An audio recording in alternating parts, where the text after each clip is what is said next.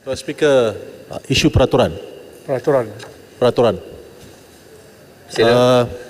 Tuan Speaker, dengan izin, saya merujuk kepada peraturan 36/2 yang Mohd Paul Dickson hadir.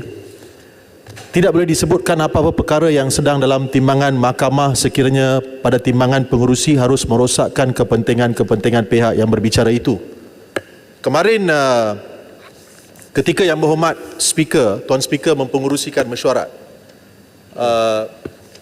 Yang Berhormat Kota Tinggi, Menteri Perpaduan telah membuat penggulungan. Ketika itu Yang Berhormat Tuan Speaker telah memberi amaran kepada saya beberapa kali dan saya telah akur kepada arahan. Jadi saya hanya berpeluang pada hari ini untuk meminta panduan dan arahan tentang perkara ini. Ketika saya berbahas, saya telah membangkitkan perkara-perkara melibatkan penyelewengan dana mitra dan telah bertanyakan soalan sama ada pemimpin-pemimpin MIC, Tan Sri Vigneswaran, pengurusi MIC, G. Asogan, setiausaha MIC terlibat. Ketika membuat penggulungan,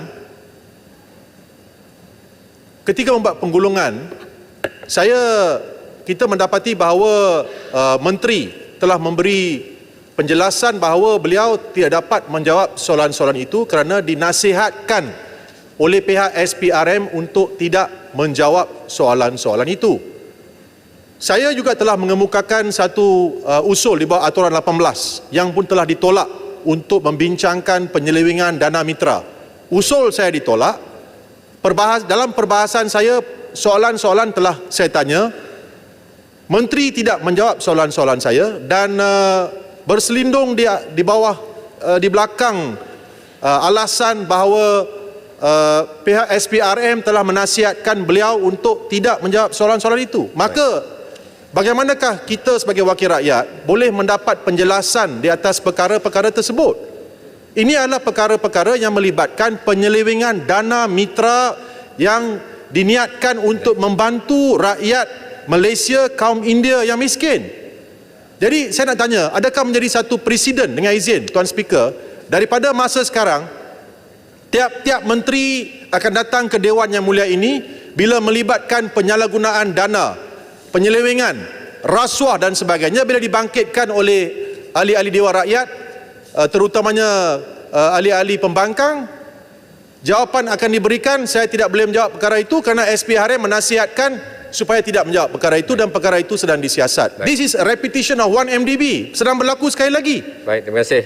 Jadi saya nak tanya kepada Tuan Speaker, kalaulah kita mendokong keluarga Malaysia nak bantu semua rakyat, terutamanya rakyat berbangsa India, ini melibatkan penyelewengan dana mitra, kenapakah tidak perkara ini boleh dijawab? Baik, terima kasih. Tuan Speaker, bolehkah memberi panduan di atas perkara ini? Baik. Speaker, sebelum jawab, boleh saya jelaskan, saya tambah soal peraturan tadi dibangkitkan. Kerana Presiden diberi oleh Speaker bersetuju dengan kenyataan itu sangat berbahaya.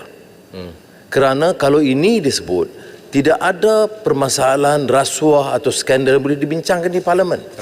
Semuanya dalam siasatan, sebahagian besar di mahkamah dan tak boleh diberikan penjelasan. Jadi akan menjadikan Parlimen ini mokri, ya, tempat untuk kita sandiwara, walaupun rakyat susah, walaupun ada penipuan. Ini bukan sahaja soal mitra. Saya nak sebut di sini semua kes yang disebut. Malah dalam persoalan saya yang melibatkan kontrak besar di Kementerian Pertahanan, jawapan boleh begitu juga. SPRM menasihatkan kerana perkara di dalam siasatan tak payah bincang. Begitu juga dalam JPM. Begitu juga dalam MCMC, kontrak 5G. Kalau ini dibenarkan, saya tidak tahu sah atau tidak, SPRM bagi nasihat begitu. Kalau begitu kita nak tahu SPRM ni di pihak mana. Dia melawan rasuah atau penyokong rasuah. Kalau dia melawan rasuah, dia patut beri laluan sepenuhnya kepada Dewan ini untuk membahaskan. Yang Dipertua, saya faham perkara ini nanti Yang Dipertua kata akan rujuk kepada Tuan Yang Dipertua yang memberikan keputusan. Tetapi saya nak sebut di sini, on record, kita bantah keras dan kita tidak akan pandang ringan. Karena kalau ini dibenarkan, tidak akan ada sebarang perbincangan tentang penyalahgunaan kuasa. Saya ambil contoh Pandora Papers. Banyak kes-kes itu melibatkan BBVIP yang ada mungkin dalam siasatan atau tidak. Ya. Dan sebab itu disenyapkan begitu saja. Kalau dibangkitkan, ini akan subjudis. Subjudis tafsiran apa kalau begini? Ya. Jadi oleh demikian saya nak tegaskan di sini, kita mesti beri ruang kepada wakil rakyat menyoal baik mitra ataupun 5G atau apa sahaja bentuk rasuah dan penyelewengan yang berlaku. Kalau tidak, rakyat dibenarkan diberi penipuan, ditipu, tetapi kita tidak boleh mengangkat hal ini untuk dibahaskan. Ini saya nak sebut akhir kata, ini bukan semangat dalam persefahaman kita. Persefahaman kata dalam surat Perdana Menteri kepada saya sebagai Ketua Pembangkang, jelas Perdana Menteri menyebut tidak menolak keadaan imbang dan semak dan imbang. Peranan semak dan imbang diteruskan selaku Ketua Pembangkang. Jadi ini sekarang semak pun tak ada, imbang pun tak ada. Yang ada bersetuju dengan perlakuan rasuah dan penyalahgunaan yang berlaku. Terima kasih Pak Lisen. Tan Sri sudah dengar semua perbahasan. Duduk semua. Saya dah dengar semua dari pejabat saya. So saya nak cakap sikit. Sebenarnya soalan yang ditanya semalam ialah sama ada Sipolan dan Sipolan terlibat. Ya. Maka saya nampak, saya di pejabat saya, Yang Berhormat Menteri telah mengatakan bahawa perkara itu di dalam siasatan. Jadi kalau siasatan belum lengkap, macam mana Yang Berhormat Menteri nak tahu sama ada Sipolan atau Sipolan itu terlibat atau tak terlibat?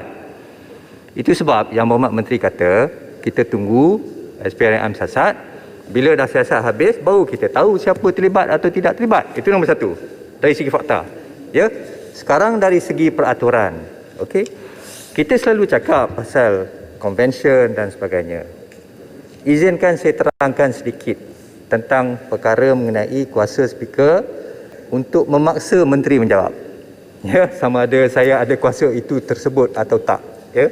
Sebenarnya perkara ini telah dibangkitkan oleh Yang Berhormat Segambut dengan saya secara private. Yang Berhormat Segambut telah menulis surat kepada saya.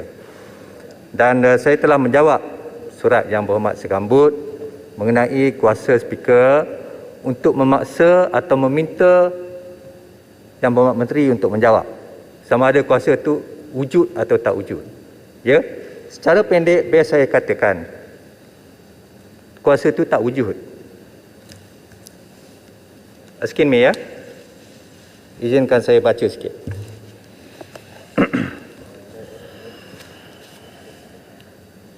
The speaker's responsibility for question, dengan izin bahasa asal, the speaker's responsibility for question is limited to their compliance with the rules saja.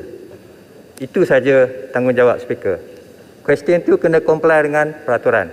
Itu saja tanggungjawab saya. Responsibility in other respect rests with the member who proposes to ask a question. Responsibility. Yang lainnya adalah di pihak ahli-ahli parlimen yang menanya question itu. And responsibility for answers rests with minister, not with the speaker. Okay? So, minister ada tanggungjawab untuk menjawab. Tapi speaker tak ada kuasa atau tanggungjawab untuk memaksa beliau menjawab. Apa kata kalau beliau tidak menjawab? Skin May juga ya. Skin May mengatakan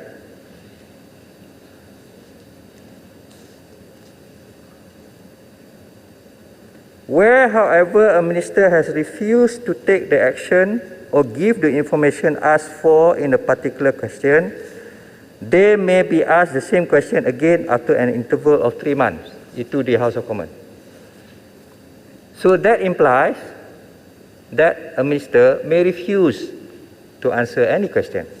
Seterusnya, dia kata juga, a question which one minister has refused to answer cannot be addressed to another minister. that also implies that a minister may refuse to answer any question. Yang ini penting. An answer to a question cannot be insisted upon if the answer has been refused by a minister. It's very clear. Askin May. Ini bukan undang-undang saya. Kita selalu sebut Askin May.